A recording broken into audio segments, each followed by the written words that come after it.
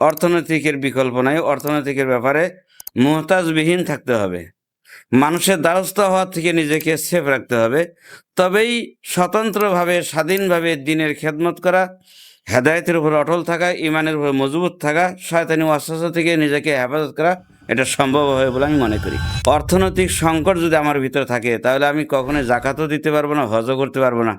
একজন আলেম অতক্ষণ পর্যন্ত দিনই খেদমতের সাথে নিজেকে সঠিকভাবে জড়ায় রাখতে পারবে যতক্ষণ পর্যন্ত সে অর্থনৈতিকভাবে দুশ্চিন্তা থেকে নিজেকে মুক্ত রাখতে পারবে। ইসলামের 5টি রুকন রয়েছে, তার মধ্যে 2টি স্তম্ভ এমন যেটা অর্থনৈতিক বিষয়ের সাথে সম্পর্ক। আর অর্থনৈতিক স্বাবলম্বী হতে গেলে ব্যবসার বিকল্প নাই। আমাদের আকাবিররাও আমাদেরকে ব্যবসার পথ দেখিয়েছেন। হযরত, আপনি আলেমদের অর্থনৈতিকভাবে স্বাবলম্বী হওয়ার বিষয়ে গুরুত্ব দিয়ে থাকেন। আমাদের সমাজে অনেক সময় দেখা যায় একজন আলেম শুধু দ্বীনি খিদমত করেন, কিন্তু নিজের অর্থনৈতিক ভিত্তি শক্ত করার বিষয়ে পিছিয়ে থাকেন। একজন আলেমের জন্য অর্থনৈতিকভাবে শক্তিশালী হওয়া কেন জরুরি এবং এটি কিভাবে তার দ্বীনি খিদমতকে আরো কার্যকর করতে পারে? অর্থনৈতিক বিষয়টি একজন মানুষের জীবনযাত্রার জন্য বড় সহায়ক। যতদিন মানুষ পৃথিবীর বুকে বেঁচে থাকবে ততদিন পর্যন্ত তার বাসস্থান, খাদ্য, চিকিৎসা এটা তার মৌলিক অধিকার। এটা পূরণের ব্যাপারে অর্থনৈতিক ব্যবস্থাপনা ছাড়া অন্য কোনো বিকল্প কোনো ব্যবস্থাপনার সিস্টেম নাই। একজন আলেম অতক্ষণ পর্যন্ত দিনই খেদমতের সাথে নিজেকে সঠিকভাবে জড়ায় রাখতে পারবে যতক্ষণ পর্যন্ত সে অর্থনৈতিকভাবে দুশ্চিন্তা থেকে নিজেকে মুক্ত রাখতে পারবে। আর যদি কখনোই অর্থনৈতিকভাবে কেউ সংকটে পড়ে যায়, এরকম আলেমদের জন্য অর্থনৈতিক সংকটের সাথে দিনই খেদমত করাটাও বড় তার জন্য দুরূহ ব্যাপার হবে, অসম্ভব। এই জন্যই প্রত্যেকটি আলেমের জন্য প্রয়োজন মতো যতটুকু প্রয়োজন একজন মানুষের জীবনে, সেই হিসেবে অর্থনৈতিক বিষয়টাও বিবেচনায় রাখা বড় প্রয়োজন বলে মনে করি। সাহাবায়ে কেরামদের জীবনে আমরা দেখি অনেক সাহাবী ব্যবসা বাণিজ্যের সাথে যুক্ত ছিলেন এবং একই সঙ্গে দ্বীনের বড় বড় খেদমতও করেছেন। বর্তমান সময়ে একজন আলেম বা মাদ্রাসার ছাত্র পড়াশোনা বা দ্বীনের কাজের পাশাপাশি ব্যবসা বা হালাল পেশার দিকে এগিয়ে গেলে এটিকে আপনি কিভাবে দেখেন এবং শুরু করার ক্ষেত্রে কি ধরনের প্রস্তুতি নেওয়া উচিত? হালাল ইনকাম এটা মুমিনের জন্য ফরজ। কোরআন হালাল ইনকামের ব্যাপারে, হারাম পরিত্যাগ করার ব্যাপারে মুমিনদেরকে উদ্বুদ্ধ করেছে। রাসূলুল্লাহ সাল্লাল্লাহু আলাইহি ওয়াসাল্লামের জীবন আদর্শ থেকেও আমরা তাই পাই। একজন মানুষ হারামকে পরিহার করবে, হালালকে গ্রহণ করবে।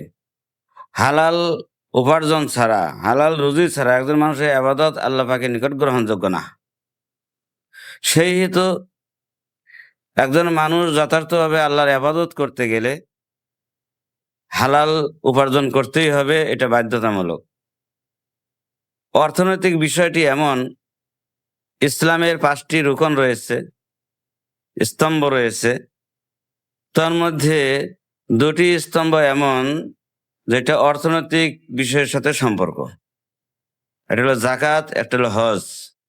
একজন মুমিন হিসেবে মনে তো আবেগ আকাঙ্ক্ষা এটা থাকাই প্রয়োজন যে আমি একজন পূর্ণাঙ্গ মুমিন হতে চাই।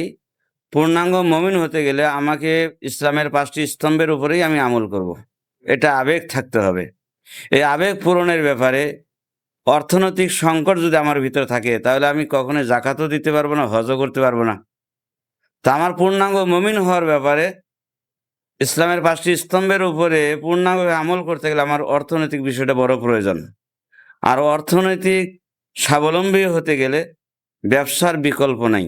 সবচেয়ে বরকতপূর্ণ মাধ্যম হলো ব্যবসা, যার দরুন সাহাবায়ে কেরাম রাদিয়াল্লাহু তাআলা আনহুম আজমাইন ওনারা ব্যবসায় জড়িত ছিলেন। আমাদের আকাবিরিনদের মধ্যে থেকে যেমন ইমাম আবু হানিফা রহমতুল্লাহ আলাইহি বড় ব্যবসার সাথে জড়িত ছিলেন। এরকম আমাদের পিছনের অনেক বড় আকাবিরিনদের জীবনী যখন আমরা পড়ি তখন আমাদের মন উৎফুল্ল হয় যে আমাদের আকাবিররাও আমাদেরকে ব্যবসার পথ দেখিয়েছেন, যে একজন আলেম হিসাবে, দ্বীনের খাদেম হিসাবে হালাল পথে অর্থনৈতিক বিষয়ে স্বাবলম্বী হয়ে দ্বীনের খেদমত করা, এটা আমরা আমাদের পিছনের অতীতের আকাবিরদের থেকে আমরা পাই। বর্তমানেও যিনারা আমাদের আকাবির, আমরা যিনাদেরকে আকাবির মনে করি, এনাদের দিকেও আমরা যদি লক্ষ্য করি, দারুল উলুম দেওবন্দের আসতাজে কেরাম, পাকিস্তানের স্বনামধন্য ওলামায়ে কেরাম, আমাদের বাংলাদেশেও অনেক ওলামায়ে কেরাম আছেন যিনারা বড় বড় ব্যবসার সাথে জড়িত, সাথে আবার দিনী খেদমতের সাথেও জড়িত আছেন। এটি আমাদেরকে পথ দেখায় যে একজন মানুষ হালাল পথে চলতে গেলে, দিনের উপরে মজবুত থাকতে গেলে, হেদায়েতের উপরে মজবুত থাকতে গেলে অর্থনৈতিকের বিকল্প নাই। অর্থনৈতিকের ব্যাপারে মুহতাজবিহীন থাকতে হবে, মানুষের দ্বারস্থ হওয়ার থেকে নিজেকে সেফ রাখতে হবে।